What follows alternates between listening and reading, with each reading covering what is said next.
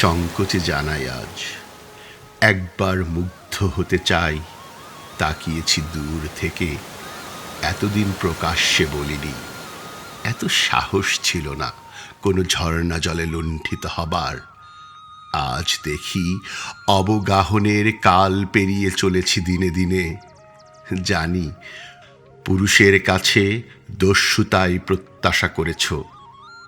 তোমাকে ফুলের দেশে নিয়ে যাবে বলে যে প্রেমিক ফেলে রেখে গেছে পথে, জানি তার মিথ্যে বাগদান হাড়ের মালার মতো এখনো জড়িয়ে রেখেছ চুলে।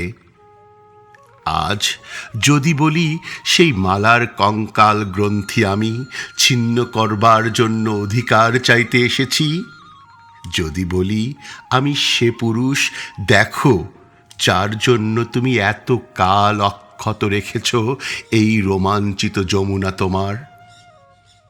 শোনো, আমি রাত্রি চর, আমি এই সভ্যতার কাছে এখনো গোপন করে রেখেছি আমার দগ্ধ ডানা।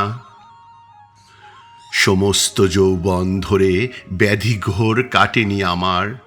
আমি একা দেখেছি ফুলের জন্ম মৃতের শয্যার পাশে বসে। জন্মান্ধ মেয়েকে আমি জ্যোৎস্নার ধারণা দেব বলে এখনো রাত্রির এই মরুভূমি জাগিয়ে রেখেছি। দেখো সেই মরুরাত্রির চোখ থেকে চোখে আজ পাঠালো সংকেত।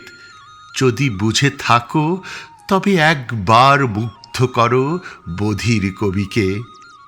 সে যদি সংকোচ করে তবে লোকসম্মুখে দাঁড়িয়ে তাকে অন্ধ করো।